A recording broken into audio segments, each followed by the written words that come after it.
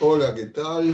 Bueno, retoman las clases teóricas conmigo luego de algunas semanas, a donde hemos eh, dado un par de clases sobre ese punto central de la unidad 1, que era el Renacimiento. Esta teórica corresponde a la semana número 11.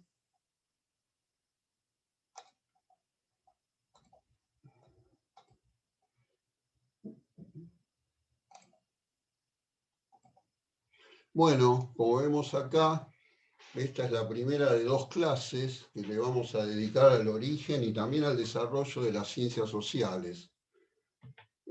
Como hacemos siempre, vamos a ver la ubicación en el programa, o sea, nuestros temas se refieren a unidad 3, siglos XVIII y XIX, o sea, la revolución industrial, las teorías evolucionistas y el surgimiento de las ciencias sociales.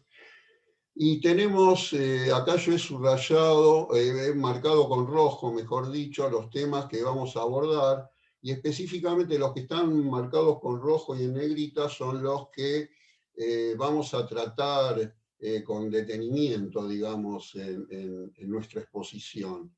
Los puntos 3.1, ¿no? Estuvieron a cargo del profesor Glavich, ¿no? En sus audio clases. Ustedes ya tuvieron los videos, o sea, las clases grabadas por el profesor Ona, dedicadas al tema de evolucionismo, o sea, al punto 3.2.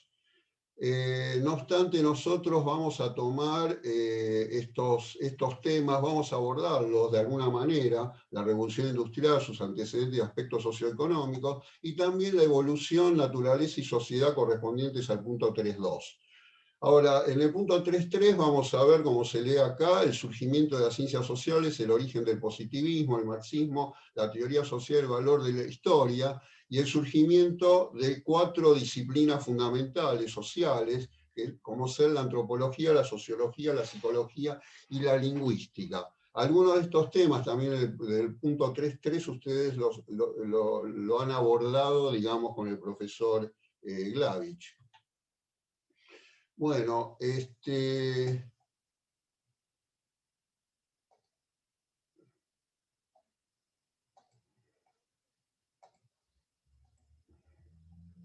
bueno, vamos a dar así muy esquemáticamente el marco para el origen de las ciencias sociales, ¿no? Más dedicado en el punto 3.1 de la unidad 3, ¿no? Y un poco siguiéndolo a Hochman en un texto que ustedes tienen como lectura en los trabajos prácticos. Hochman habla de la era de las revoluciones burguesas que marcan un nuevo orden, ¿no? Y él habla de la doble revolución, una revolución política como la Revolución Francesa y una revolución que podemos decir eminentemente económica, que es la Revolución Industrial. Los hitos, ¿no? Los hitos esta doble revolución, digamos, en este periodo, en esta era a la que se refiere Hochman, serían el comienzo de la revolución industrial sería con la primera fábrica ubicada en Lancashire, ¿no? Daría comienzo a la revolución industrial. La revolución francesa sería en 1789 y concluiría todo esto con la construcción del ferrocarril, o sea, con la aparición en realidad de la industria pesada. Para tener también un marco teórico y para sincronizarlo de alguna manera con dos textos fundamentales, ¿no? Que se originaron, digamos, justamente en las ciencias sociales, tenemos acá el curso de filosofía positiva de Comte, que está escrito, digamos, en 1830 y 1842, del cual vamos a hablar detenidamente en la clase siguiente, ¿no? Y el manifiesto comunista escrito por Marx y Engels en 1848.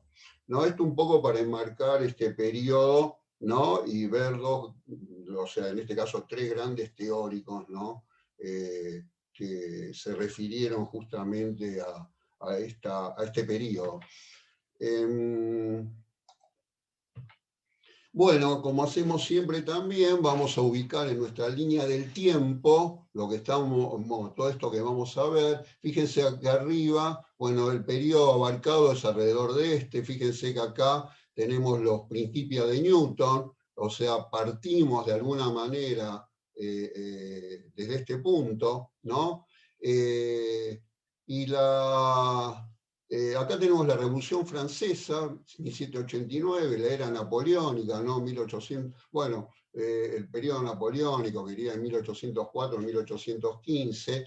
Y acá abajo, fíjense que tenemos, respecto a la Revolución Industrial, la máquina de vapor de Watt, ¿no? De 1769, el telar mecánico, 1785, el primer ferrocarril, como decíamos recién, que, digamos, que daría finalización a este periodo, ¿no? De 1830. Acá tenemos el origen de las especies de 1859 y el manifiesto comunista de 1848. Esto nos sirve para ubicarnos un poco en este periodo. Bueno, los temas de estas clases, o un esquema de los temas de estas clases sería el siguiente. Vamos a ver de qué manera la historia social de la ciencia y la técnica, o una historia social de la ciencia y de la técnica, es una ciencia social particular. Vamos a ver la particularidad y la importancia que puede tener, donde confluyen todas las ciencias naturales y las ciencias sociales, incluso las ciencias formales, ¿no? Como la lógica y la matemática. Es una historia social del conocimiento, no es una historia de las ideas, de las mentalidades. Vamos a introducir las ciencias sociales en el estado en que quedó el conocimiento moderno a partir de la revolución científica del siglo XVII, por eso hacíamos recién referencia a los principios de Newton, ¿no? Y a la enciclopedia, que es esa nueva clasificación de las ciencias, ¿no? Muy difundida, que fue explicitada de alguna manera en la introducción hecha por D'Alembert a la enciclopedia que escribió conjuntamente con Diderot, básicamente. Estableceremos también un nexo entre las consecuencias de la revolución científica y las consecuencias de la revolución industrial, ¿no? Que esa consecuencia, desde el punto de vista teórico fundamental, son precisamente las ciencias sociales. Y vamos a ver el problema de la explicación en ciencias naturales y ciencias sociales, como núcleo, ¿no? Del problema abarcado por estas disciplinas, ¿no? Por el programa, ¿no? Explicativo, digamos, de la realidad que se plantearon estas ciencias, ¿no? Vamos a abordar tres conceptos fundamentales como son ley, cambio y causa, que van a ver que tienen muy sutiles matices, ¿no? Cuando nos referimos a las ciencias naturales y las ciencias sociales, o sea, son conceptos muy delicados a donde se ve la diferencia y los parecidos, ¿no? Entre estos dos tipos de ciencia. Analizaremos el surgimiento de las ciencias sociales a partir de la obra de Vico, ¿no? Después vamos a hablar un poco detenidamente de Vico en esta clase, ¿no? Ahora simplemente lo que vamos a decir es que vamos a oponer el conocimiento geométrico con el conocimiento práctico en un debate inexistente, porque Descartes es muy anterior a Vico, o bastante anterior a Vico, ¿no? En un debate Descartes Vico, ¿no? Como antecedente de la jerarquía de las ciencias de naturaleza y de las ciencias de la sociedad, ¿no? Y vamos a ver claramente la importancia de la historia, ¿no? De la historia como sucesión de hechos del pasado y la historia como disciplina. Vamos a tratar, como dice el programa, el origen del positivismo, lo vamos a confrontar con el marxismo, ¿no? Y el valor que tiene la historia en ambos sistemas, ¿no? Y después, bueno, acá estamos explicitando el surgimiento de la antropología, la sociología, la psicología y la lingüística como las cuatro disciplinas a las cuales vamos a atender en la segunda clase específicamente. Bueno, hablemos un poco del objeto de estudio. También en un esquema podemos decir que le atribuimos como objeto de estudio a las ciencias naturales la naturaleza, ¿no? y le otorgamos como objeto de estudio a ciencias sociales la sociedad, el ser humano, el comportamiento del ser humano y la sociedad, ¿no? Bueno, y para introducir todo esto, vamos a ver algo, vamos a hacer una especie de juego, ¿no? Para ver la diferencia, en principio, que se puede establecer entre el carácter de las ciencias naturales y el de las ciencias sociales.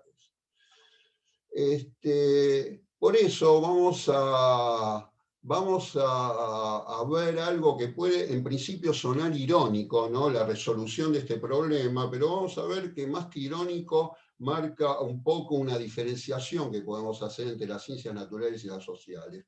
Ernest Rutherford fue un premio Nobel de Química de 1908, ahora no me voy a detener a ver los descubrimientos en lo que sería la física nuclear que hizo, ¿no? Pero él planteó esta situación un poco para diferenciar los dos tipos de ciencia, ¿no? Tenemos 4 personajes, un estudiante de química, uno de física, uno de matemática y un graduado en ciencias sociales, y el problema, el juego, consiste en darles un barómetro, un instrumento, ahora vamos a decir para qué sirve. Bueno, sirve sobre todo para medir la presión, ¿no? La presión en el ambiente, ¿no? Por ejemplo, la presión atmosférica, ¿no? Y con ese barómetro, estos 4 individuos se las tienen que arreglar para medir la altura de la torre de una iglesia, ¿no? Entonces, la idea, un poco, para medir la altura, ganaría el que llega a una aproximación mejor, digamos, de cuál es la verdadera altura, ¿no? Entonces, veamos lo que hace cada uno de estos individuos. El químico lo que hace es mide con su barómetro la diferencia entre la presión atmosférica. Acá tenemos la torre, acá tenemos el barómetro en el tope de la torre, acá tenemos el barómetro en la parte de abajo de la torre, mide la diferencia de presión, ¿no? Entre la parte superior y la parte inferior, o sea, cuánto vale la presión atmosférica en esos valores, y señala que la altura está entre 0 y 60 metros, por supuesto un error muy, muy grande, ¿no? Entre 0 y 60 metros. Entonces, más o menos uno podría decir aproximadamente 30 metros, pero muy aproximadamente. El físico lo que hace es, se va hacia arriba de la torre, tira su barómetro de lo alto de la torre y mide el tiempo de caída. Pues midiendo el tiempo de caída, por una ecuación muy, muy sencilla, puede obtener la altura de la torre. Por supuesto, acá lo tenemos en la parte de arriba y acá, bueno, yo acá lo que dibujé o lo que incluye es la foto de un vidrio totalmente destruido porque ese barómetro para el físico ya fue, ¿de acuerdo? ¿No? Puede hacer este experimento una sola vez. Pero fíjense ustedes que la aproximación es mayor, porque él dice, el tiempo de caída me señala que la altura es entre 27 y 30 metros. Bueno, el matemático, ¿qué hace? Bueno, el matemático hace algo muy, muy sencillo, ¿no? Compara la longitud de la sombra de la torre, que sería esta. Bueno, esto tendría que estar pegado acá, pero bueno, por el problema del dibujo y de la foto. O sea, compara la longitud de esta sombra, ¿no? Que la puede medir, con la longitud a la misma hora de la sombra que da el barómetro sobre el piso, ¿no? Ambas sobre el piso.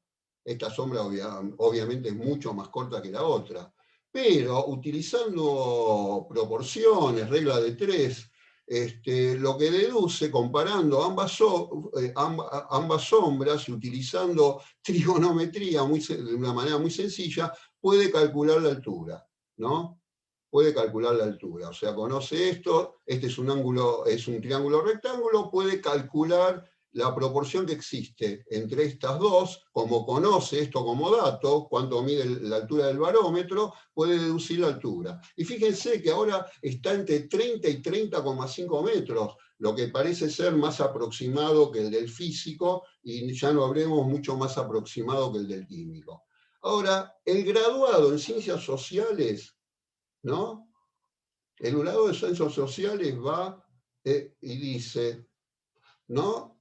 Luego bueno, de evaluar la situación, señala la altura exacta de la torre es de 30,4 metros.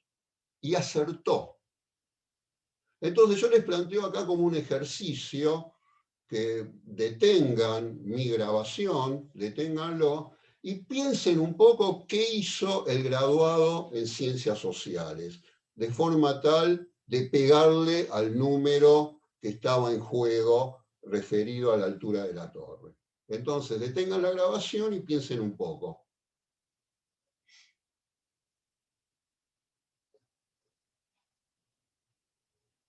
Bueno, la respuesta es que lo que hizo es emborrachó al sacristán. El sacristán, como ustedes saben, es el que maneja un poco la administración de una iglesia.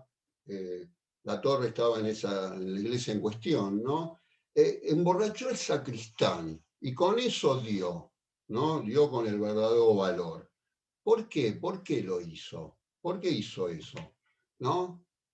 Bueno, lo hizo porque averiguó que el sacristán le gustaba mucho el vino. Lo que hizo entonces es compró una damajuana de vino, digamos, se lo ofreció al sacristán, y una vez que el sacristán estaba un poco borracho, le pidió que por favor le dé los detalles de la construcción de la iglesia, de forma tal de averiguar el dato exacto. ¿De acuerdo? Entonces el sacristán le suministró el dato exacto y con eso él ganó, este graduado en Ciencias Sociales, ganó este concurso, ¿no? Ahora, ¿en qué consiste el tipo de investigación en cada caso?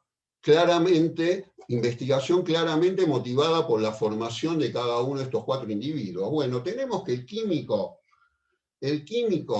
¿no? Utiliza como metodología, en este caso, utilizó como metodología, en este caso, la experimentación, y la explicación está dada por una teoría sobre los fluidos, ¿no? Y los conceptos fundamentales que manejó fue presión y presión atmosférica, ¿no? El físico, por su lado, utilizó una metodología de medición, en este caso midió el tiempo, ¿no?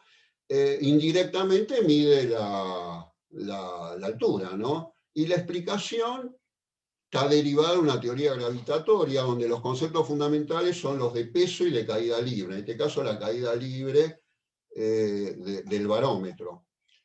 El matemático utiliza una metodología también de medición, mide la sombra, sería algo así como una matemática aplicada en este caso. Y la explicación, que es más precisa que la de los dos anteriores, está basada en una teoría trigonométrica, ¿no? Y los conceptos son altura, base, ángulo, etc. O sea, todos los elementos de un triángulo rectángulo, ¿no? El triángulo rectángulo es el que tiene un ángulo recto, ¿no? Acá un ángulo recto, uno sus 3 ángulos es un ángulo recto. Bueno, el graduado de Ciencias Sociales usa, la metodología que usa, digámoslo crudamente, es una recolección de testimonios, ¿no? Y las teorías, de alguna manera, a las que recurre, ¿no? Son a la psicología y a la historia, ¿no? La historia, digamos, para ver un poco la historia de la torre, la psicología, para comprender, digámoslo así, la psicología del sacristán, de forma tal, ¿no?, de utilizarlo como fuente, ¿no? Y los conceptos, en este caso, son fuente, documento, hecho, conducta, son todos conceptos tomados de las ciencias sociales. Bueno, químicos, físicos, hacen una aplicación de reglas, de hipótesis, de leyes, de teoría, y ellos definen y recortan determinados fenómenos naturales. ¿De acuerdo? El graduado en ciencias sociales da con una utilización de fuentes y de documentos en las que se definen y recortan determinados hechos sociales, ¿no? Bueno, acá está claro cuál es el fenómeno natural, el de caída libre para el físico, el de la diferencia de presión del aire, digamos, para el químico, pero el de ciencias sociales, o sea, recorta, como decimos acá, define y recorta determinados hechos sociales, ¿no? Lo que sería de alguna manera equivalente a los fenómenos naturales. Y da como una explicación, o sea, el por qué, ¿no? ¿Por qué el campanario tiene esa altura? Porque se averigua por qué el campanario tiene esa altura, un poco leyendo los planos del arquitecto, ¿no? Vas a ver cuál es la altura, por qué se decidieron por esa altura, ¿no? ¿Por qué se lo decidió construir así, ¿no? Y ahí vamos a encontrar razones estéticas, problemas de financiamiento, inserción de la religión, pues se trata de una iglesia, la influencia sobre la comunidad.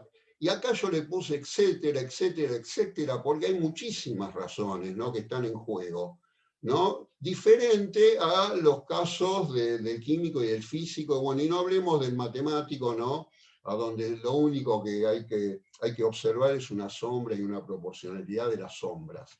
Ahora, se ha admitido que la ciencia natural encuentra las causas que provocan los fenómenos.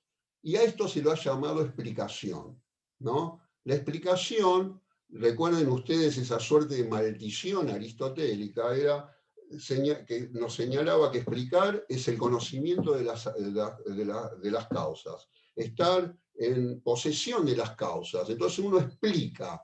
Cuando uno explica también puede predecir, porque lo que uno explica es universal y necesario si sigue una ley. O sea, es universal, vale para todos los casos, y es, o sea, el barómetro va a caer siguiendo las generales de la ley, como cualquier otro objeto, ¿no? Es universal, ¿no? Y es necesario que caiga ahí de esa manera y no puede caer de otra manera. Entonces, pero históricamente el programa de las ciencias sociales ha sido el de intentar encontrar también las causas de los hechos humanos y sociales, o sea, tratar de explicar los hechos humanos y los hechos sociales, ¿no?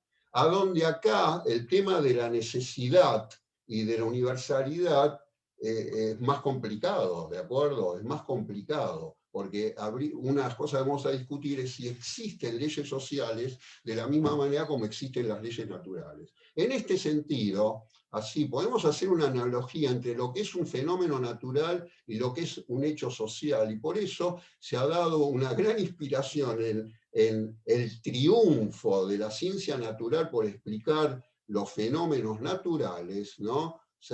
O sea, la ciencia social se ha inspirado en eso para atacar su objeto de estudio, que es el hecho social. Bueno, ahora bien, y esto es delicado, ¿no? Fíjense, toda explicación requiere una teoría que, por más primigenia o no sistematizada que resulte, se basa en presupuestos, ¿no? A veces presupuestos más duros, como ser postulados, principios, etcétera. A veces, bueno, pero uno tiene una teoría, ¿no? Pero esa teoría se refiere o necesita determinados presupuestos, ¿no? En la ciencia existe, pero además en la ciencia existe la intención de explicar algo determinado, la intención de explicar algo que se recorta, algo que se atiende, ¿no? Intención tiene mucho que ver con interés. En el caso del filósofo natural o del científico natural, bueno, se ve bastante claramente, ¿no? O se puede confundir, a veces de una manera muy naif, ¿no?, el tema de la intención con el interés, ¿no? Como si no hubiese otro interés más que el del conocimiento y el de la explicación. Pero en ciencias sociales, casi siempre, ¿no?, el interés, ¿no?, se refiere a intereses, y ahí la palabra intereses, en plural, tiene una connotación un poco más dura que el mero interés, por ejemplo, por explicar algo, ¿no? Sabemos a qué nos referimos cuando hablamos de intereses, ¿verdad?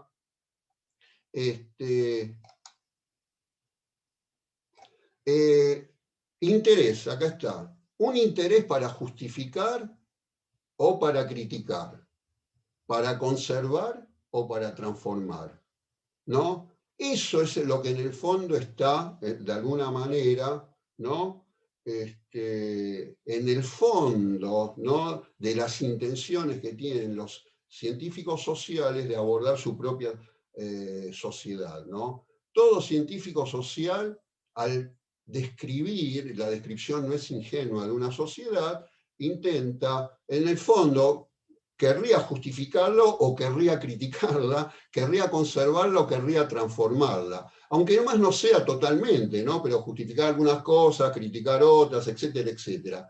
Pero sobre todo esto está en juego, conservarla o transformarla, ¿no? Y en eso hay inevitables juicios de valor. O sea, que este es un condimento que no lo vamos a discutir acá porque es muy delicado, pero que también existe en la ciencia natural, ¿no? Los juicios de valor, por lo menos cuando se evalúan las formas en que se evalúan las teorías, se aceptan, etcétera, etcétera. Pero acá es inevitable el juicio de valor, ¿no? Entonces, volvamos un poco a la explicación. Tenemos, vamos a dar 3 ejemplos. Un primer ejemplo lo tomamos de la unidad 1 y con esto vamos a hacer uso, nos va a ayudar muchísimo, una historia social de la ciencia y de la técnica. Entonces, este ejemplo tomado de la unidad 1, para la explicación, para cómo opera la explicación en ciencias sociales, ¿no?, está tomado de la astronomía egipcia. Entonces tenemos 3, digamos, elementos. Desde el punto de vista de una historia WIC, ustedes ya deben saber lo que es una historia WIC, una historia lineal, progresiva, etcétera, de la astronomía, ¿no? La astronomía egipcia se la va a ver obviamente como una precursora de la astronomía griega. Desde un punto, otro elemento, el BES, desde el punto de vista de una historia social de la ciencia y de la técnica, estaría vinculada a la clase sacerdotal como modo de control, o sea, como explicación y predicción de los fenómenos naturales, ligados con la religión, la economía y el poder, estos fenómenos sociales. Entonces acá vemos la necesidad de una mezcla, ¿no?, de elementos naturales y elementos sociales a la hora de explicar algo que tiene como objeto de estudio lo natural, ¿no? Pero eso natural, sabemos que en ocasiones de la astronomía egipcia estaba vinculado con dioses, que es un concepto, el concepto de Dios o dioses es típicamente social, ¿no? Otro elemento, los diversos modelos astronómicos griegos tenían razones científicas para haberse desarrollado, ¿no? Ustedes ya conocen, incluso por el video, las imágenes del universo, y por el propio texto, que hubo distintos modelos teóricos, digamos, que trataban de explicar, o sea, que trataban de mejorarse, etcétera, ser más exactos, etcétera. O sea, diversos modelos astronómicos que tenían razones científicas para haberse desarrollado. Pero en una historia social de la ciencia y la técnica se puede entender por qué Aristóteles hace de la astronomía teoría, o sea, una teoría alejada de cualquier trabajo manual, por supuesto, y alejada de cualquier interés que no fuese el intelectual. Recuerden ustedes que los astrónomos para Platón eran los matemáticos, sus matemáticos, los matemáticos de la academia, ¿no? Y se puede hacer una comparación tranquilamente entre matemática, astronomía, incluso música, recuerden ustedes. Y esto en el marco de una sociedad esclavista. O sea, la historia social de la ciencia y la técnica puede entender por qué en Aristóteles la astronomía es meramente un trabajo intelectual, básicamente un trabajo intelectual vinculado con la observación, ¿de acuerdo?, ¿no? Pero dar un modelo perfecto sobre movimientos perfectos, pero podemos entender por qué es teoría, es puramente teoría, porque se da en el marco de una sociedad esclavista donde él clasifica las disciplinas, ¿no?, en función, como dijimos alguna vez, de las distintas actividades humanas. Y la actividad del matemático, del astrónomo, no tiene nada que ver con lo manual. Lo manual tiene básicamente que ver con el esclavo, esencialmente tener con el esclavo, que necesita otros conocimientos muy lejanos a la teoría, por supuesto. Entonces, una historia social de la ciencia y la técnica puede explicar por qué la astronomía se convirtió en pura teoría, por decirlo de alguna manera, por pura teoría, puede explicar por qué. ¿Por qué Aristóteles la señala a la astronomía como un episteme, como una ciencia? Ejemplo número 2, ¿no? Intereses opuestos en cuanto a la explicación. Esto lo vamos a ver en la clase siguiente. Tenemos el fundador de la sociología, ¿no? Como Comte, que tiene un interés reivindicativo de su sociedad, en contraposición con Marx, que tiene un interés crítico respecto de la sociedad. Con lo que está muy basado en lo que decíamos antes, ¿no? Que en el caso de Comte, una descripción que trata de mantener o de justificar un orden, y el de Marx, ¿no? El intento de criticar y por lo tanto transformar en otra sociedad la sociedad vigente. Y el ejemplo número 3 es que no hay, en cuanto a la explicación, generalmente no hay acuerdo en cuanto a las causas. Recuerden ustedes el vínculo entre causa y explicación, ¿verdad? Veamos este ejemplo. Las causas de la caída del Imperio Romano en el año en el siglo V, ¿no? Del Imperio Romano de Occidente, ¿no? Fíjense un poco. Respuestas, yo lo voy a leer muy rápidamente. Respuestas que sucesivamente se han propuesto a la pregunta formulada por Gibbon: ¿cuál fue la causa de la decadencia y ruina del Imperio Romano? Para uno, el triunfo de la religión cristiana y de la barbarie, según Gibbon mismo. La eliminación de la élite, según Sick. La degradación física por Kaplan. O racial, según Frank. La crisis climática. La sequía, según Huntington. No tiene mucho que ver con eso. La degradación del suelo, por Leibig y Basilev. El declive de la esclavitud y el retorno a la economía natural, por Max Weber. La lucha de clases del Ejército Rojo, de los soldados campesinos contra la burguesía ciudadana, de Rostov-Sev, la catástrofe exterior. La civilización romana no murió de muerte natural, sino que, como dice acá, fue asesinada por los invasores bárbaros, por Piagnol, ¿no? O sea que no fue una autoculpa, ¿no? Y la conclusión del peligro exterior con la desafección de las masas es la opinión del gran historiador Toynbee.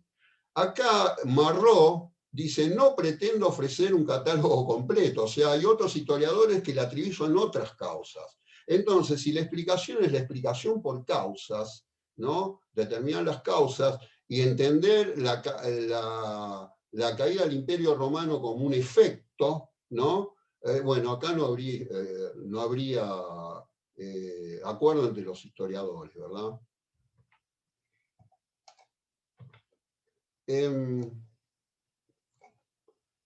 Bueno, para vincular las ciencias naturales con las ciencias sociales, bueno, ahí ya hemos planteado algunos problemas, ¿no? Que tiene el tema de la explicación, ¿no? Para vincular las ciencias naturales con las ciencias sociales, ¿no? Entonces vamos a tomar la historia social de la ciencia y la técnica como un ejemplo de una ciencia muy particular que tiene como objeto de estudio fundamental a las propias ciencias naturales y sociales, e intenta explicarlas. Entonces vamos a ver cómo se maneja con toda esta problemática de la explicación para las ciencias sociales. Reitero que no me meto en el problema de la explicación que las tiene en las ciencias naturales, ¿no? Bueno, intenta explicarlas, es una suerte de disciplina, una meta explicativa, es una suerte de metaciencia, porque lo que trata de comprender es la razón de ser, ¿no? Y cómo se manejan los contenidos en su vínculo con lo social, tanto los contenidos naturales como los contenidos sociales, ¿no? De las demás ciencias. Pero explicar qué, esto es central y lo repetimos varias veces, ¿no? La nuestra es una historia de las disciplinas, es una historia social, ¿no? De las disciplinas, ¿no? Cómo se originaron, se desarrollaron, cómo desaparecieron, cómo aparecieron, etc. ¿Explicar qué? Una historia social de la ciencia y de la técnica. La razón de ser de esas disciplinas, ¿no? Ejemplo, acá tenemos el estudio de la historia, ¿no? Estudio de la historia, de la geometría o astronomía o biología, ¿no? Entonces, vamos a ver O sea, acá estamos diciendo la razón de ser de estas disciplinas, ¿no? De la geometría, la astronomía o de la biología, ¿no? Entonces, hay una diferencia con una historia de la ciencia, ¿no? Como la que se ofrece en el Departamento de Filosofía de nuestra facultad. Las historias internas de la geometría, la astronomía, la biología, de la medicina, dan cuenta de sus contenidos, temas, teorías y del carácter de sus respectivos desarrollos. ¿Cuál es la diferencia con una historia social de la ciencia y de la técnica? Y repito, estamos aprovechando nuestra materia o las características de nuestra materia para introducir las ciencias sociales modernas. Entonces, una historia social de la ciencia y de la técnica lo que hace es, también da cuenta de los contenidos, temas y teorías de la geometría, la astronomía, la biología, la medicina. Pero fíjense ustedes que propone algo más, porque propone explicar el origen y el papel histórico y social de la geometría, de la astronomía, de la biología y la medicina. Por ahí la geometría ahora en su desarrollo no tiene directamente que ver con, de acuerdo con lo social, si se quiere, ¿no? Pero en sus orígenes, para explicar la geometría y cómo de una geometría práctica se pasó a una geometría teórica, sistematizada a partir de los griegos, ¿no? Tenemos que explicar el origen, y solamente una historia social de la ciencia y la técnica puede explicar el porqué de ese origen, ¿no? Bueno, y esto, el origen, el papel histórico y social, son fenómenos sociales, ¿no? Son fijando, o sea, tenemos que fijar los contextos que explican, ¿no? Y que actúan a modo de causas. O sea, en este caso, la manera de entender el problema de la causa es entender que la verdadera causa de la aparición y desarrollo de estas disciplinas, ¿no? Representativas de los contextos, son los propios contextos, ¿no? Recordemos el Renacimiento, todo la manija que le dimos, por decirlo de una manera, a todo el contexto para explicar lo que estaba pasando en el arte, en la ciencia, ¿no? En cuanto a los descubrimientos, con esas palabras tan conflictivas de invención, descubrimiento, etc. Pero ojo, ¿no? Porque acá decimos fijando los contextos. Si uno fijase los contextos, bueno, puede explicar la razón de ser. Pero volvemos de nuevo, digamos, al ejemplo este 3, ¿no? Que no hay acuerdo respecto de las causas. Acá puse el escrito de Marró, del conocimiento histórico, un excelente texto, ¿no? Donde habla de la explicación de la historia en este capítulo, ¿no? Fíjense de nuevo, reiteremos, no hay acuerdo en cuanto a las causas, ¿no? Entonces, cada elemento invocado, la degradación física, la degradación del suelo, la lucha de clases, del ejército rojo a los soldados campesinos contra la burguesía ciudadana, bueno, problemas demográficos, ¿no? Etcétera, etcétera. Cada uno de estos elementos, invocado por cada uno de estos historiadores, pertenecía al contexto. Y todo el mundo está de acuerdo que estos elementos, Max Weber estaría de acuerdo que hay un problema, ¿no? En los, como se dice acá, por ejemplo, el triunfo de la religión cristiana y de la barbarie, ¿no? O de la eliminación de la élite, por más que Toynbee sostenga que es la conclusión del peligro exterior con la desafección de las masas, bueno, etcétera, etcétera. O sea, estos elementos formaban parte del contexto, ¿no? Pero la intencionalidad del historiador está vinculado con cuál de estos elementos, a cuál de estos elementos lo considera más importante, y por eso toma como monocausa a veces de esto, para darlo como un marco teórico explicativo de la caída del Imperio Romano de Occidente, ¿no? O sea, cuáles considera más importantes el historiador, o importante, de forma tal de presentarla, ¿no? Esa causa, o presentarla como la causa más profunda e importante. Entonces acá no solamente hay un recorte, sino que hay una intención, ¿no? Hay algo así como una tensión hacia un interés en atender por alguna razón, ¿no? A una causa determinada para dar una explicación. No.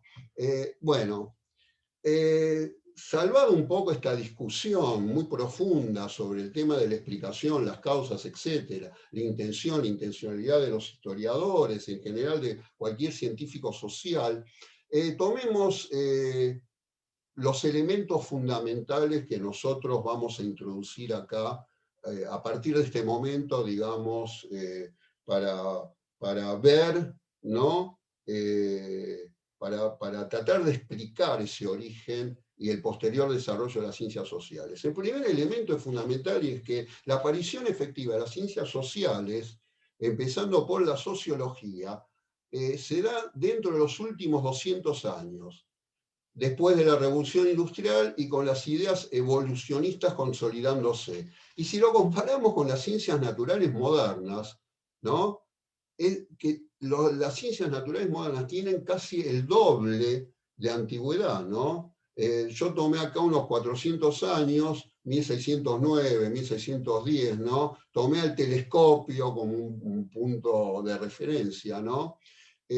O sea, más del doble de antigüedad que las ciencias sociales. O sea, queremos decir con esto que las ciencias sociales no solamente son más jóvenes que las ciencias naturales modernas, sino que obviamente tuvieron que sufrir alguna influencia importante, ¿no? de estas otras ciencias. Otro elemento fundamental es que aparece la idea de cambio social, ¿no? Propia de la modernidad. Es un lugar común decir que la naturaleza cambia permanentemente, por más que haya regularidades, justamente hay regularidad en el cambio, ¿no? Pero la idea de cambio social, o sea, de ver que su objeto de estudio, que era la sociedad, básicamente, cambiaba, eso dio lugar, ¿no? A una nueva noción social, que era la del progreso social, muy vinculado con las teorías evolucionistas en un ida y vuelta, ¿no? Eso ustedes lo van a ver muy bien en el texto de Darwin, que es un texto social natural vinculado al origen del hombre, ¿no? Eso lo van a ver particularmente en los trabajos prácticos. El tercero es ¿cuál es el proyecto de las ciencias sociales? Culminar el desarrollo de los conocimientos, ¿no? ¿De acuerdo? Culminar significa, bueno, ya tenemos el aporte casi perfecto de los Principia de Newton, esa sistematización, ¿no? Esa unión básicamente entre la física y la física de nuestro mundo acá, de nuestro mundo terrestre, con la física, ¿no? Del mundo celeste, o sea, que pasó a denominarse mecánica celeste, ¿no? O sea, con la astronomía, ¿no? Bueno, culminar eso, ¿no? Cuarto, esto también es importante, el cambio de carácter de la religión. Vamos a ver después el tema este de la ley revelada o la ley humana o la verdad revelada y la verdad humana, muy ligado a lo anterior, ¿no? Porque tanto desde la ideología capitalista como la socialista, ¿no? Las ciencias sociales, después vamos a ver un poco que hubo una oposición en algún momento de los movimientos socialistas con los movimientos burgueses. Me refiero a una oposición desde el punto de vista de la teoría social, ¿no? Bueno, como decimos acá, que tanto de la ideología capitalista como de las socialistas, las ciencias sociales, la religión pasó a ser un objeto de estudio, ¿no? Como es una actividad humana más que como contenido es un objeto de estudio. Antes la religión, desde un punto de vista totalmente extremo y opuesto a esto, la religión era básicamente teología, ¿no? Era teología, o sea, lo que fundamentaba una religión, ¿no? El estudio de Dios, ¿no? Teos. Pero ahora la religión misma pasa a ser un objeto de estudio, como cualquier otro, ¿no? Porque la religión es un fenómeno social, ¿de acuerdo? Y está regido por hechos sociales. Vamos a dar un ejemplo de lo que decíamos recién, de esto de culminar el desarrollo de los conocimientos, está muy ligado a una inspiración que ha tenido la ciencia social con la ciencia natural, ¿no? Respecto a la ciencia natural, cómo se ha inspirado en ella, ¿no? Entonces vamos a hablar, este ejemplo de inspiración a ciencias naturales, y es cómo se conformó la sociedad humana con algunos autores que en rigor de verdad son obviamente anteriores a los autores que vamos a ver más adelante, más propios del siglo XIX, ¿de acuerdo? Pero fíjense, acá tenemos siglo XVII a Hobbes y siglo XVIII a Rousseau, ¿no? Según Hobbes, el hombre es malo, ¿no? Y el Estado lo encausa.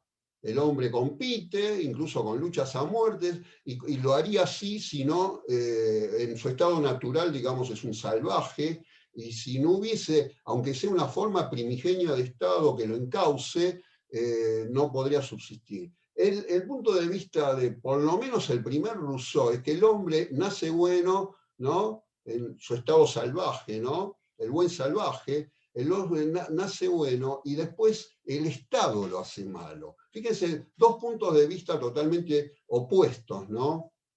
Como muchos de los que tenemos con los autores que nosotros estamos siguiendo en nuestra historia social de la ciencia y de la técnica. Ahora, a mí me interesa detenerme en Hobbes, porque Hobbes habla de un contrato social entre los hombres. Y vamos a ver qué vínculo tiene con las ciencias naturales. Primero, ¿cuál es el contrato que hace Hobbes sobre la base de que el hombre es malo y necesita un Estado, o en el caso de Hobbes un monarca, en realidad, ¿no? Que lo encauce? Primero, lo que tiene que hacer cada individuo, consciente o inconscientemente, generalmente de manera inconsciente, es transferir, ¿no? El derecho a gobernarse por uno mismo. Eso se lo transfiere al Estado, se lo transfiere, si se quiere, al monarca, ¿no? Del derecho a gobernarse por uno mismo, ¿no? Pero eso lo hace a condición de que el tipo de al lado haga lo mismo, obviamente. O sea, en realidad esto es coercitivo, se le obliga a todo el mundo a hacer eso, pero a cada individuo ve que el otro también tiene un deber, ¿no? Tiene obligaciones, tiene una pérdida de sus derechos a gobernarse por sí mismo, ¿no? Eso lo hace el Estado, ¿no? ¿No? Ahora, ¿qué vínculo tiene esto con la revolución? Por supuesto, el Estado le devuelve algunos derechos, ¿no? Algunos derechos. Por ahí le puede devolver el derecho de propiedad, ¿de acuerdo? Pero lo que rige la propiedad, si se quiere, la propiedad privada, ¿no? Está regido universalmente, de alguna manera, y parte de una pérdida de derecho, ¿no? ¿De acuerdo? Bueno, ¿cuál es el vínculo con la revolución científica?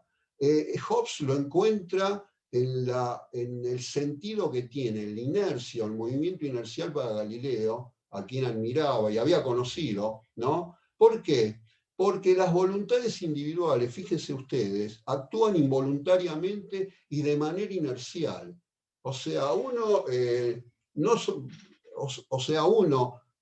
solamente cuando es pequeño y empieza a estar inmerso en una sociedad, se rige por estos dos puntos, ¿no?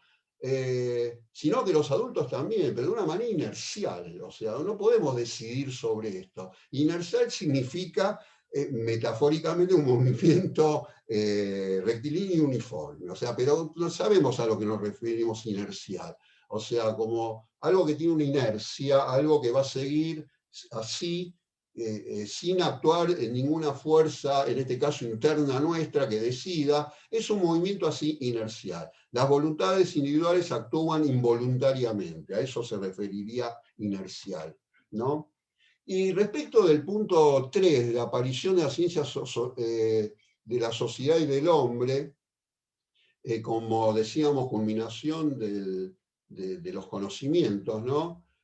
Vamos a tener dos conceptos fundamentales, que son, teníamos el de causa, ¿verdad? Tenemos el de ley y el de cambio. Noción de ley. Bueno, en la ciencia natural, como decíamos antes, la explicación por leyes, ¿no? La explicación por causa, causa y efecto. Si uno determina la causa, conoce cuál va a ser el efecto aplicándole algún tipo de ley, que no necesariamente tiene que ser cuantitativa, ¿no? Y en la unidad 1 habíamos visto que hay un traspaso de la temis como verdad revelada al nomos, que era una convención, o sea, la ley entendida como nomos, que es una convención donde habían tenido mucho que ver para fundamentar esto los sofistas, que decían que en realidad la medida de las cosas no era la ley divina, sino que era el hombre, ¿no? Y el hombre, para vivir en sociedad, tenía que llegar a consensos. El consenso se manifestaba en una convención, y la convención no es otra cosa que la ley, ¿de acuerdo? La convención puede ser más coercitiva o no, puede estar camuflada en una tiranía, no importa eso. Pero digamos, la convención lo que rige es que es una convención válida para todos, ¿de acuerdo? La convención, por supuesto, puede cambiar, ¿no? El nomos cambia y la ley cambia. Ahora, ejercicio, ¿no? Un poco. Para determinar la ambivalencia en el caso de las ciencias sociales de lo que uno entendería por leyes de la sociedad. Acá hablamos de leyes de la naturaleza, uno entiende bien lo que significa, pero ¿a qué nos referimos con leyes de la sociedad? Y acá hay una ambivalencia. Acá hay una ambivalencia. ¿Por qué hay una ambivalencia? Hay una ambivalencia porque a las leyes de la sociedad las podemos entender como leyes que rigen la sociedad, ¿no? Leyes que rigen como rigen los fenómenos naturales, o sea, leyes que rigen los hechos, los fenómenos sociales que serían los hechos sociales, o leyes para regir la sociedad, algo más vinculado con el derecho, ¿de acuerdo? Y algo más vinculado con esto. Ahora, esta es una discusión muy interesante que después la vamos a dar, sobre todo en el marco del positivismo y del marxismo, ¿no? Porque si hay leyes de la sociedad que son independientes de nosotros, esa sociedad, no podemos hacer nada contra esas leyes. Pero si las leyes esas están muy vinculadas con las leyes para regir la sociedad, podemos cambiar las propias leyes del movimiento social, digamos, ¿no? De la dinámica social. Bueno, y la otra, decíamos, bueno, veamos la otra, que es la noción de cambio. Acá tendría que decir B. Diferencias, ¿no? Vamos a ver esta noción de cambio, tan cara para la naturaleza, para la ciencia natural, ¿no? Obviamente. Diferencias entre, y tan cara para el evolucionismo, que ustedes ya deben ser expertos en la diferencia entre fijismo y evolucionismo, ¿no? En el sentido de que se incorpora el cambio, no solamente en el crecimiento y reproducción de las especies, sino el cambio, ¿no? En las especies mismas, ¿no? A lo largo del tiempo. Entonces la noción de cambio irrumpe, que no venía solamente en la física, la astronomía, etc., sino que ahora irrumpió con fuerza en la biología, ¿de acuerdo? Entonces, fíjense, ¿cuáles son las diferencias en la noción de cambio entre las ciencias naturales y las ciencias sociales? En las ciencias naturales suponen que el objeto, las ciencias naturales, suponen que el objeto de estudio está ahí, inalterable, y que cada vez que se lo puede conocer más y mejor. El cambio posee regularidad asociado, como veíamos antes, a leyes. Eso no significa que no puedan haber experimentos controlados donde uno manipula o deja en suspenso determinadas variables para ver una sola variable. Por supuesto, eso no se puede hacer en ciencia, es muy difícil hacerlo, o más difícil, mucho más difícil hacerlo en ciencias sociales. Pero acá el tema es, eso es lo que significa el cambio. El cambio existe, pero posee una regularidad marcada por la ley, ¿no? Uno puede más o menos esperar algo, ¿no? Si conoce un poco las causas, por supuesto puede esperar qué va a suceder, ¿no? Las ciencias sociales reconoce un objeto de estudio, que es la sociedad, que no es inalterable, reconoce que no es inalterable, o sea que cambia, sino cambiante, cambio, y que está asociado a leyes en el sentido ambiguo que estábamos diciendo antes. Habría que determinar si hay leyes que rigen la sociedad, si hay leyes para regir la sociedad meramente humana, o si hay una mezcolanza de las dos, ¿no? Y hay una jerarquización a veces de una respecto de las otras, ¿de acuerdo? No es casual entonces que en las ciencias sociales hayan surgido en el marco de la Revolución Industrial. Y un poco, una tesis particular respecto de esto que podemos ofrecer es que por qué irrumpe la noción de cambio en las ciencias sociales al punto tal de ser de alguna manera el concepto fundador de las ciencias sociales. Y un poco la tesis que planteo es que durante el desarrollo de la revolución industrial el hombre vivenció y hasta observó, literalmente observó por primera vez, cómo su sociedad cambiaba en una misma generación. O sea que fue patente eso, fue patente, ¿no? El vivenciar el cambio. Los antiguos sabían que había diferentes sociedades, ¿no? Y que incluso podían tener cierta historia cada una de las sociedades. Pero nunca se había en una misma sociedad vislumbrado cambios tan violentos. Por supuesto, en la antigua Grecia se habían vislumbrado cambios de sistemas políticos, etcétera, que ya estaban clasificados y estaban historiados, por ejemplo, por Aristóteles. Pero acá yo lo que quiero hacer referencia es a la vivencia que tenían estos filósofos sociales, ¿no? La vivencia que tenían de su propia sociedad, y no solamente eso, sino el conocimiento simultáneo, ¿no?, de otras sociedades que aparentemente resultaban ser históricas o primigenias o originarias respecto de lo que se estaba viviendo sobre todo en la Inglaterra, ¿no?, del siglo XIX.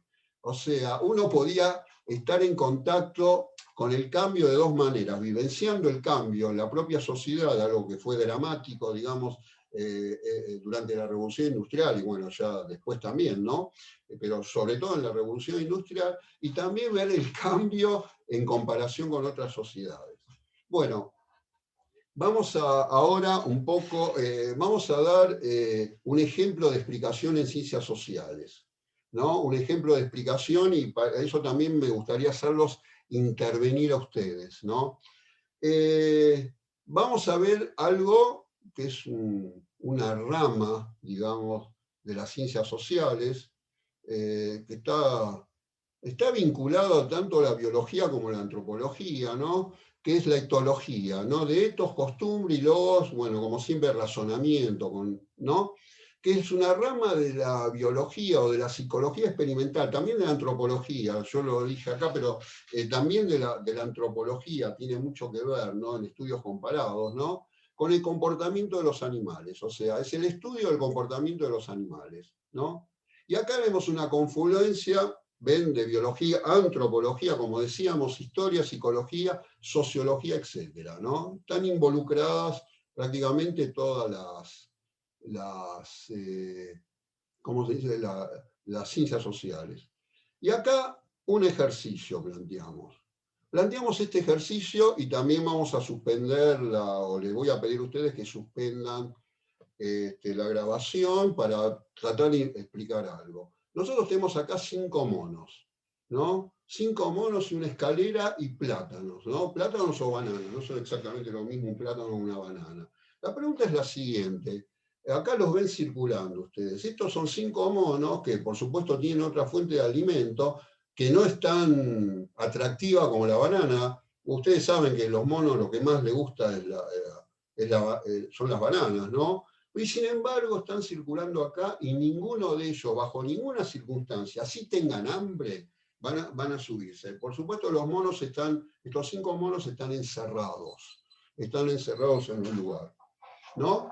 Entonces, vamos a ver una situación que es natural artificial, porque claramente esto está muy vinculado con el estudio de nuestras sociedades, porque acá ya tenemos por lo menos 2 artificialidades, ¿no? La escalera, ¿no?, y el hecho de que estos monos están confinados a ese lugar, no pueden salir, supóngase una gran jaula, a donde se les tira otros alimentos, porque si no, no podían subsistir. Pero estos monos, digamos que están ahí hace 6 meses, ¿no?, por lo menos hace 6 meses, y no atacan a las bananas, por más hambre que tengan. Entonces, interrumpan la grabación, traten de ver por qué sucede esto, y después lo discutimos, por decirlo de alguna manera.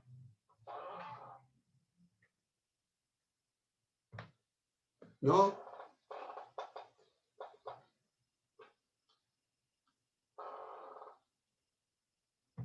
Bueno, ¿qué hicieron los investigadores? Por supuesto, acá ya hay una manipulación. Hemos dicho que hay elementos artificiales, o sea, acá hay investigadores, digamos que pueden ser psicólogos, especialistas en psicología animal, pueden ser ver antropólogos, biólogos, lo que se quiera, ¿no? Entonces vamos a analizar desde el punto de vista del conductismo, que es una de las corrientes de la psicología, ¿no? ¿Cómo analizarían esto, ¿no? ¿Cómo nosotros podemos analizar esto, ¿no? O por qué los investigadores hicieron lo que hicieron, ¿no? Para el conductismo, las conductas son un efecto, constituyen básicamente actos reflejos, ¿no? Son efectos de las causas, son actos reflejos de estimulaciones, ¿no? En este caso, bueno, se ve mucho más directamente, porque acá hay una estimulación o una desestimulación, no sé si existe la palabra, para que los monos no se coman la banana. Entonces yo voy a hacer un relato. El relato con el cual uno podría decir, bueno, estos conductistas hicieron esto adrede para mostrar lo siguiente. El relato es el siguiente. Primero pusieron cinco monos. Ojo, acá no me quiero meter con que lo que yo voy a contar efectivamente se hizo y se hizo de esta manera, pero a mí lo que me interesa es el relato y los efectos, ¿no? Los efectos de toda esta secuencia. El relato es el siguiente. En el principio pusieron a 5 monos, ¿no? En esta situación. Y obviamente lo primero que trataron de hacer los monos es subirse a la escalera, el más hábil por ahí iba a llegar primero para agarrar la banana y comérsela, ¿no? Bueno, resulta que los investigadores ya de movida no les permitieron hacer eso, lo que hacían es le tiraban un balde con agua helada. Entonces, bueno, no podían seguir subiendo y bajaban, ¿de acuerdo? Al rato volvían a intentarlo, ¿no? Uno, dos, todos por ahí, ¿no? Le volvían a tirar agua, ¿no? A la tercera vez que le volvían a tirar agua, terminaron con su empeño de de alcanzar las bananas, ¿no? Entonces, ¿qué pasa esto? Los dejaron varios días ahí, ya nadie subía la banana, pero uno de los monos, digamos lo reemplazaron por otro mono, un mono que venía de afuera. Cuando entra el mono, lo primero que intenta hacer el mono es subirse a la escalera y agarrar el cacho de bananas, ¿no? Ese cacho de bananas. Pero ¿qué pasa? ¿Qué iban a hacer los otros 4? Los otros 4 se lo iban a impedir, porque si no les iban a tirar a todos un balde de agua fría, ¿de acuerdo? Entonces no se lo impiden. Intenta de nuevo y se lo impiden. O sea, son 4 contra 1, se lo impiden hacer. Al rato ya desiste este quinto mono de reemplazo, desiste hacer eso. Después reemplazan a otro de los monos, ¿no? A este, por ejemplo, con uno nuevo. Como sucede exactamente lo mismo, ¿no? Sucede exactamente lo mismo. Quizá primero estos 3 monos viejos le van a impedir al mono que reemplace a este subir a la banana y este no va a hacer nada, que es el nuevo, ¿no? Era el que había entrado. Pero bueno, la cuestión es que no le van a permitir subir ahí, ¿no? No le van a permitir subir ahí. Entiendan ustedes que estos 3 monos saben por qué no hay que acceder al cacho de bananas, este no lo sabe y este no tiene nada más pálida idea. Bueno, ahora tenemos la situación de 3 monos, ¿no? Que saben que no tienen que subir y 2 monos que también saben que no tienen que subir. Váyanse a saber por qué. Y así van sucesivamente reemplazando, ¿no? Uno y a otro. Pero muy probablemente cuando reemplacen al siguiente, o sea, al tercero, los otros monos que nunca accedieron, nunca intentaron subir ahí, porque el resto se lo impidió, también le impidan al nuevo subir. O sea, no saben por qué, pero le impiden eso, porque ya no se puede hacer eso. Y así hasta que reemplazan y tenemos 5 monos nuevos, ¿no? Reemplazados, ninguno de los cuales va a subir ahí, ¿no? Bueno, esto es un modo de explicación desde un punto de vista, ¿no? O sea, doy un ejemplo, porque estas conductas basadas en actos reflejos, ¿no? O sea, basado en que lo más sustancial de la psicología humana hay que buscar en sus conductas, y también en la sociedad, en las conductas sociales, conductas colectivas o de grupos, etcétera, obviamente diseñan este experimento para mostrar que la conducta es el resultado de determinados actos de reflejos de autodefensa frente a algo que históricamente ha sido un baño de agua helada, ¿de acuerdo? Pero fíjense que acá, entre estos monos, se ha planteado algo que habitualmente sucede en nuestra sociedad, que es una censura, ¿no? Es una censura, una prohibición, ¿no? ¿De acuerdo? Un tabú. O sea, nadie de nosotros sabe, por ejemplo, vamos a hablar de tabúes fundamentales, ¿no? Que los tenemos todos internalizados. Por ejemplo, las relaciones de parentesco, las relaciones prohibidas entre hermanos, entre hermano y padre, entre hermano, entre hijo y madre, entre padre e hija, etcétera. No así, de acuerdo con la Biblia, entre sobrina y tío, pero sí entre sobrino y tía, etcétera. Esas relaciones prohibidas, que más o menos todos las manifestamos, porque si no son incestuosas, vienen de algunos tabúes, ¿no? Que nosotros absolutamente desconocemos, porque en cada sociedad las relaciones de parentesco han acontecido de una manera totalmente diferente, pero reflejan determinadas conductas que, de acuerdo con este punto de vista, tienen que tener alguna explicación, ese tabú, esa censura, esa restricción, como la tenemos todos, ¿no? Como muchísimas restricciones que hemos tenido, que se originaron, ¿no? A veces muy primigeniamente, y que nosotros las cumplimos sin saber cuál es su origen, ¿no? Como se cumplen, bueno, como decíamos recién, las relaciones de parentesco, ¿no? Las relaciones prohibidas, etcétera, la prohibición del incesto, que es diferente, repito, de una sociedad a otra.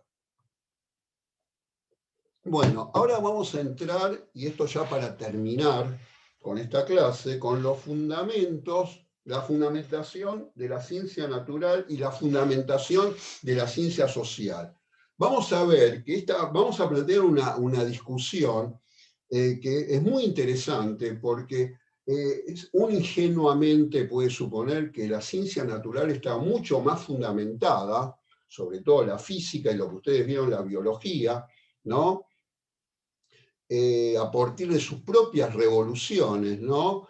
En principios totalmente sólidos, en principios que nos permiten predecir, ¿no? Y, bueno, que nos permiten predecir lo que va a suceder. Esa es una de las potencias que tenía la ciencia natural, el poder de predecir. Por ejemplo, el paradigma, predecir un eclipse con absoluta certeza, con un margen de error mínimo, ¿no? Mínimo. Y vamos a ver que de la mano de Vico, por ahí la ciencia social le puede discutir a la ciencia natural el tema de su fundamentación. Entonces tenemos a René Descartes, personaje que ustedes lo conocen muy bien, ¿no? Para algunos el verdadero fundador del pensamiento moderno, ¿no? Fíjense, vivió en el siglo XVII.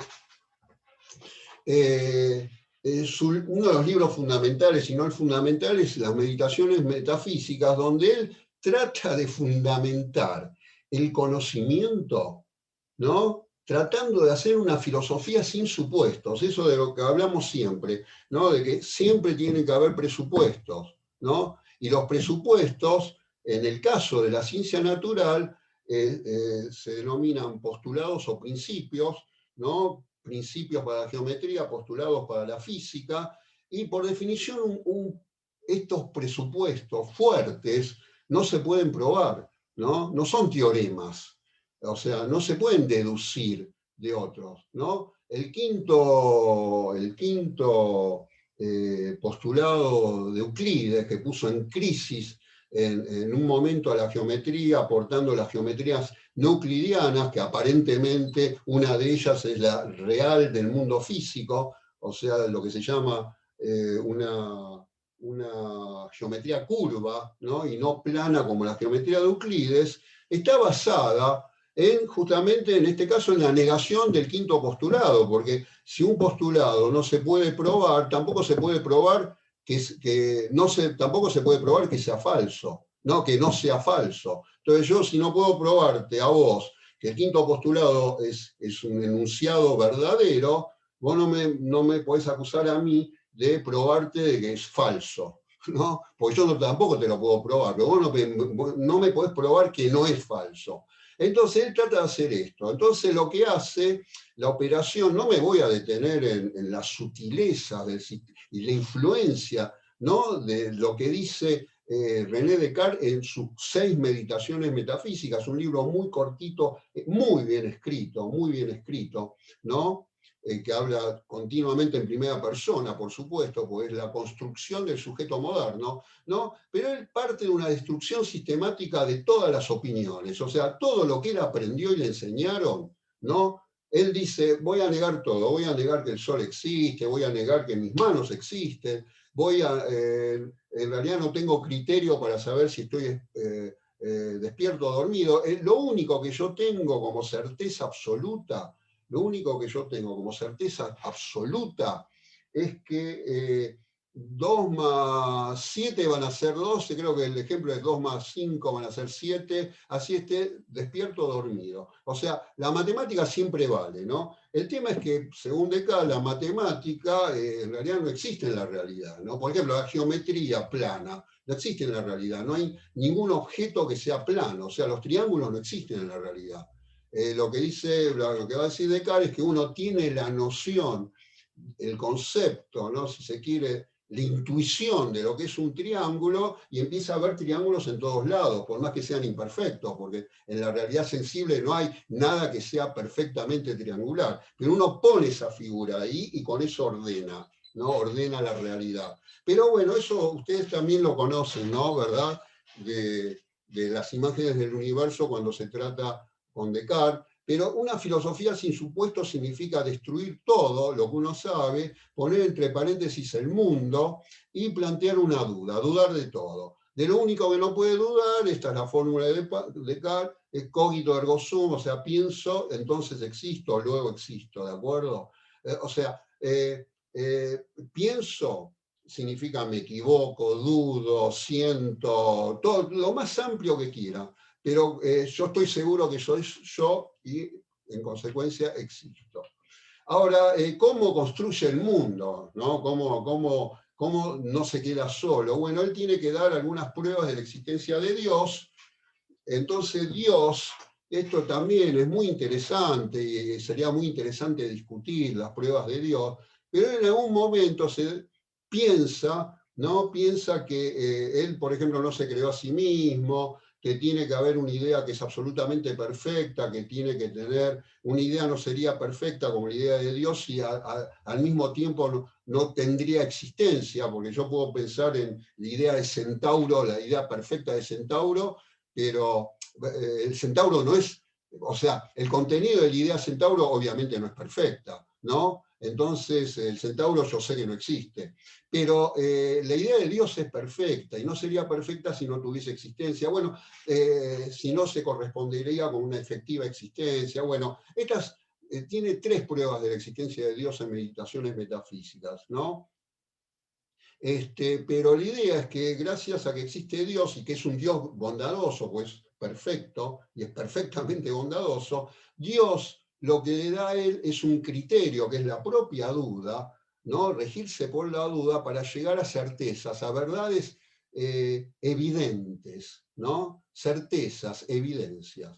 Y para eso también Dios le da un método, ¿no? Y este es el método que de alguna manera se supone es el método que mal que mal o parcialmente siguen las ciencias naturales. Eso es lo que habitualmente se supone, ¿no? O que por lo menos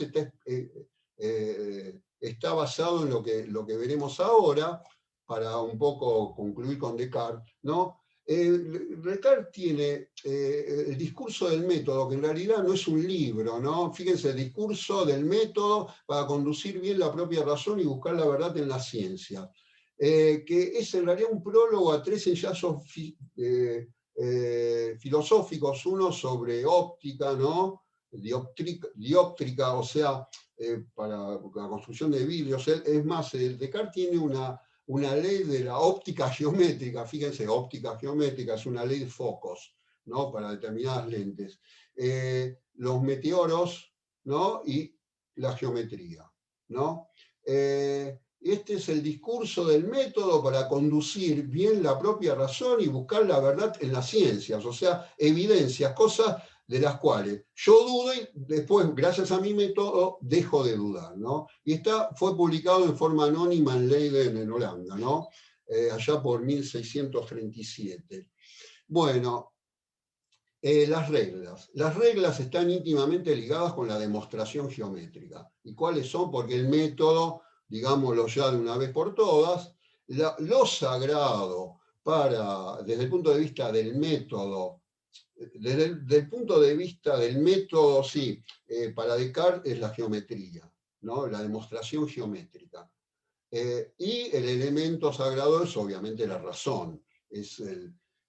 Para algunos es el fundador del racionalismo, ¿no? Que después va a tener en Spinoza y en Leibniz otros grandes exponentes en la filosofía moderna, ¿no? Bueno, ¿cuáles son las prescripciones? No admitir como verdadera cosa alguna que no se sepa con evidencia que lo es.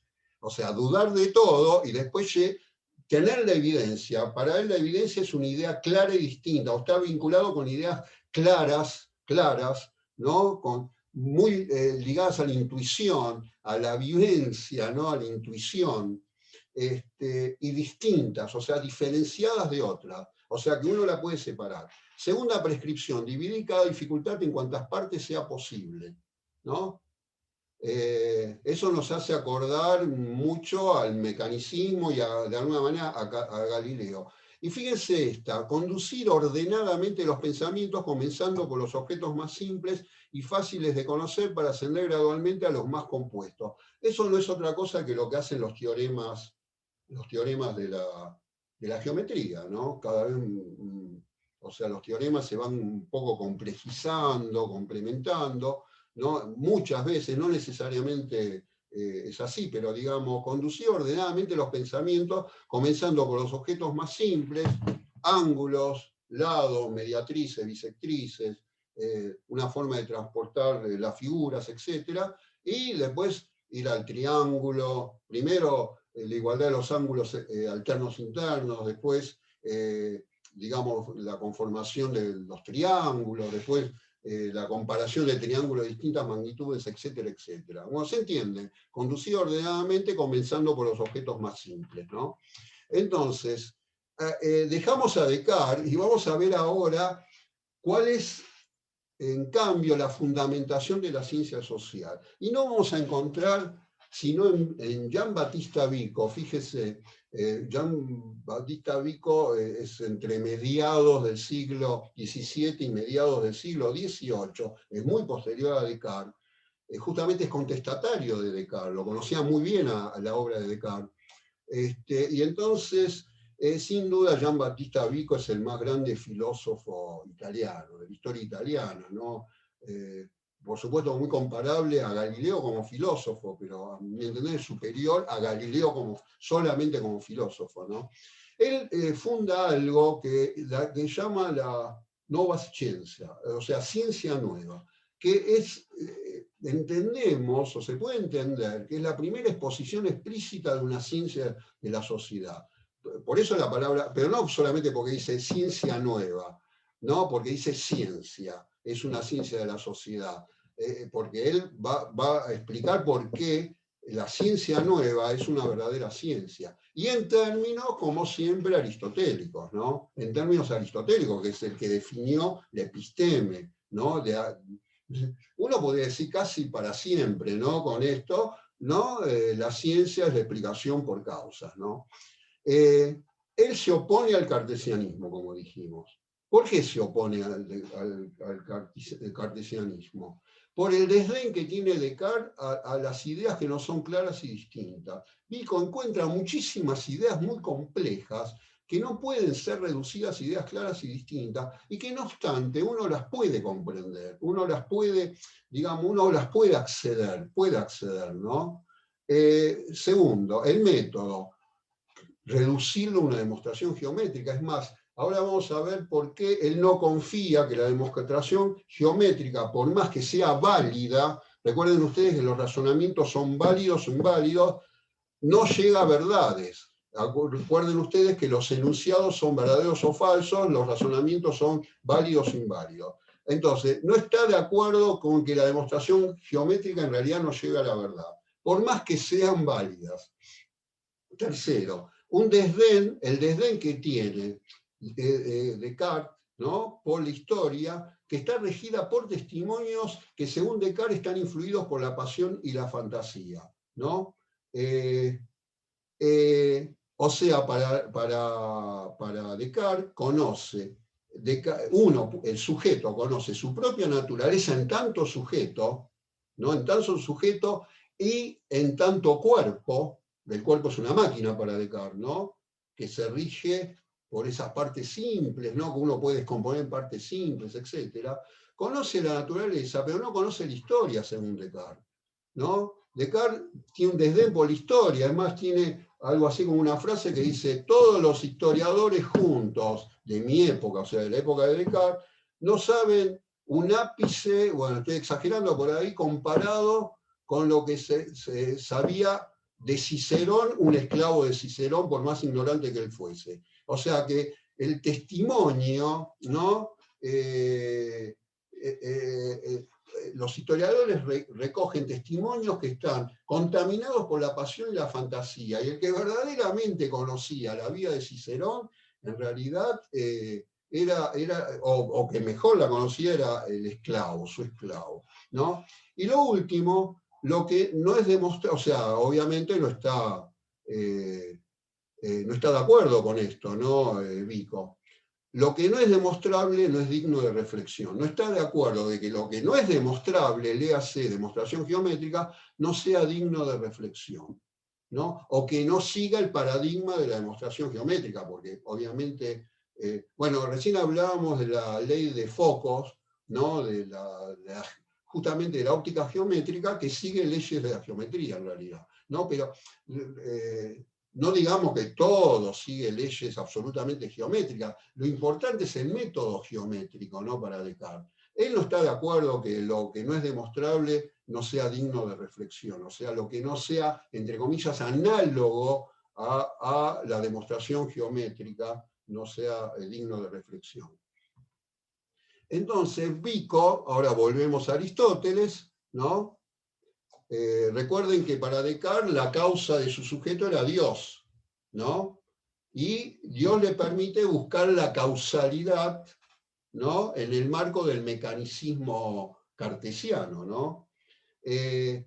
O sea, el conocimiento de las causas. Pero Vico dice, le hace hincapié en el tema de la búsqueda de causas, ¿no?, en lugar de principios como los presocráticos. Recuerden ustedes que Aristóteles, en el libro 1, de la metafísica, reemplaza a los presocráticos por él mismo, digamos, dice, todos los presocráticos o los fisiólogos, ¿no?, los que estudiaban la fisis, ¿no?, utilizaban principios, que podían ser el agua, el número, el fuego, etcétera, etcétera, el apeirón, para el simándolo, eso indeterminado, indefinido. Pero él lo que hace Vico es reivindicar el hecho de que Aristóteles, ¿no?, reemplazó los principios por causas, ¿no? Eso es lo que nosotros llamamos la maldición aristotélica.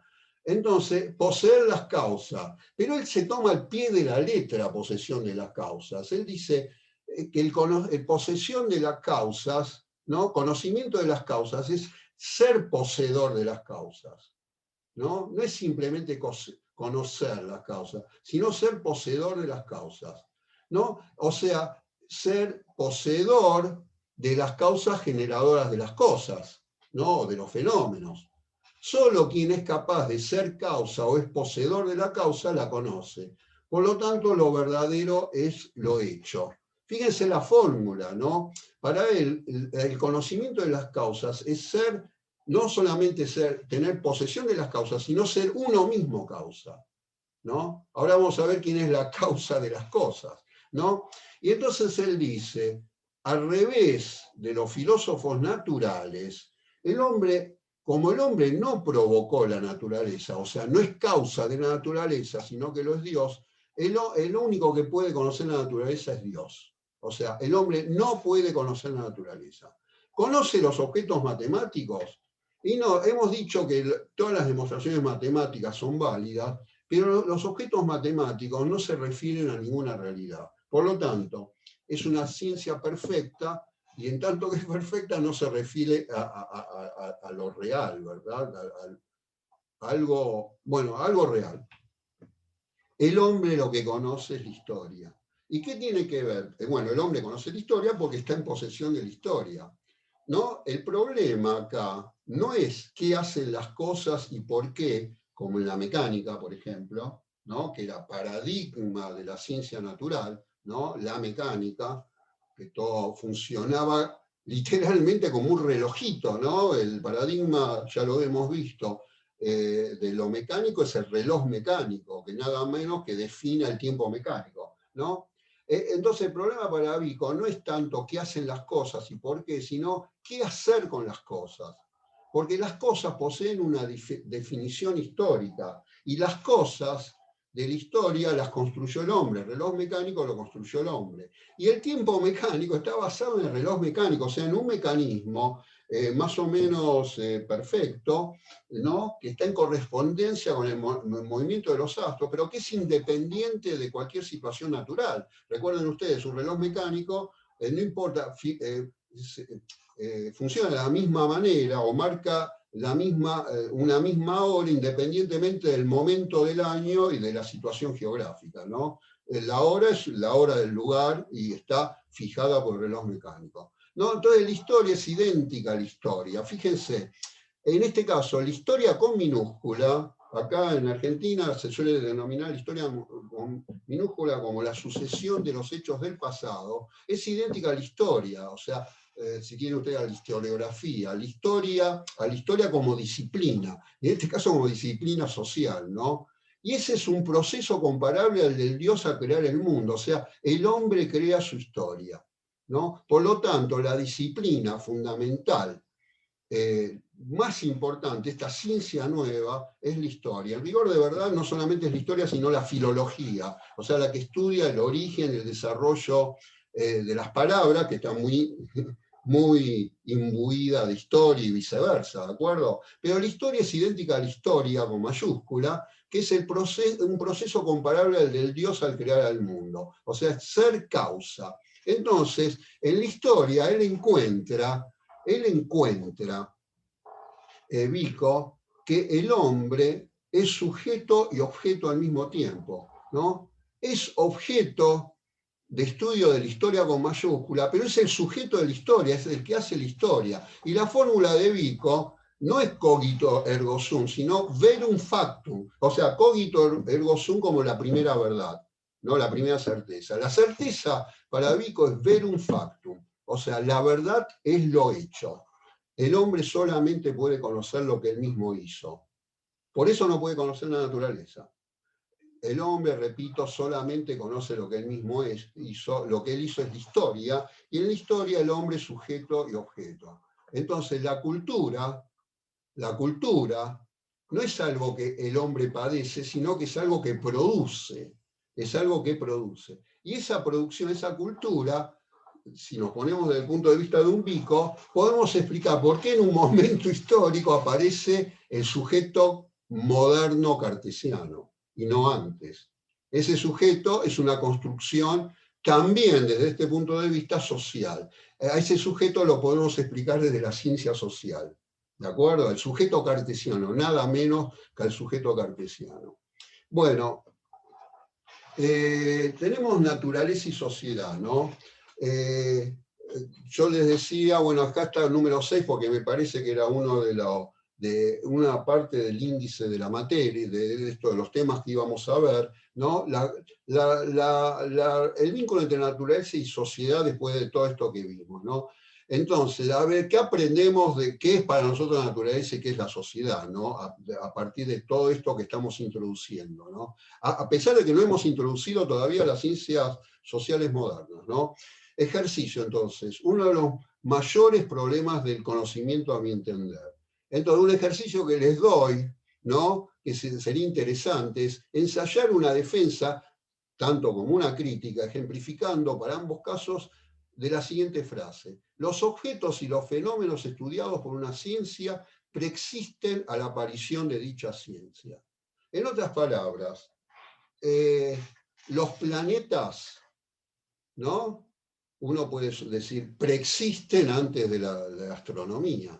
Ahora, por otro lado, la concepción de planeta, la concepción, por ejemplo, de planeta depende de cada cultura. Ahora tenemos una concepción de planeta que es algo, al igual que la Tierra, que gira en órbitas elípticas alrededor del Sol, una estrella que está alejada del centro de una de las innumerables galaxias que hay en nuestro cúmulo de galaxias, que es la Vía Láctea, cúmulo que es uno más entre los innumerables supercúmulos de galaxias. Eso sería un planeta a grandes rasgos, ¿no? Ahora, esa concepción de planeta no estaba vigente antes. Puede ser, por lo tanto, el planeta como concepto obviamente no preexistía, ¿no? A la ciencia que lo fue desarrollando, ¿no? Fíjense, el planeta es diferente para Eudoxo que para Copérnico, que para Newton incluso, o para Kepler, ¿de acuerdo? O para Ptolomeo. Entonces, esta es una pregunta muy interesante porque los objetos y los fenómenos estudiados por una ciencia preexisten a la aparición de dicha ciencia. La palabra preexistencia, en este caso, es lujosamente ambigua, porque si uno analiza bien, desde cierto punto de vista preexiste, de otro punto de vista no preexisten, ¿no? No preexisten. Berkeley decía, no nos vamos a defender ni a criticar a Berkeley, decía, por ejemplo, el enunciado, acaba de caer un árbol en un bosque, para él no tenía sentido si alguien no lo había percibido. Porque si alguien no había percibido la caída de un árbol en un bosque, no tenía sentido la afirmación. No tenía sentido la afirmación. O sea, ¿qué pruebas tenés? ¿No? ¿Por qué me estás diciendo eso? Ser es ser percibido, según Berkeley. Acá estaríamos en un extremo de una subjetividad que de alguna manera se requiere, ¿no? De forma tal que a través de la percepción observe árbol, etc.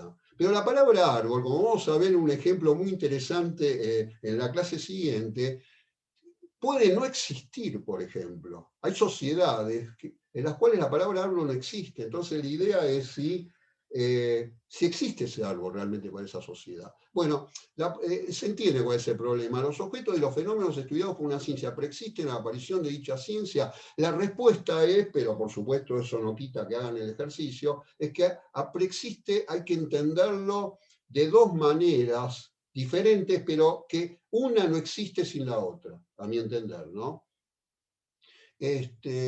Bueno, preguntas decisivas, ¿no?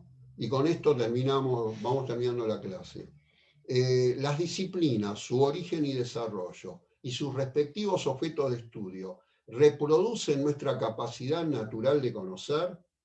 Eso sería Descartes, ¿no? Fíjense bien, las disciplinas, tanto en cuanto a su contenido, ¿no? Pero sobre todo su origen y desarrollo, y sus respectivos objetos de estudio, ¿no? Reproducen nuestra capacidad natural de conocer. O sea, el conocimiento es algo esencialmente innato, como en el caso de Descartes, ¿no?